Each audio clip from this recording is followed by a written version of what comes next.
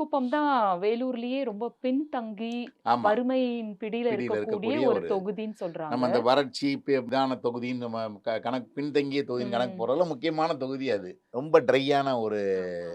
ஒரு இது.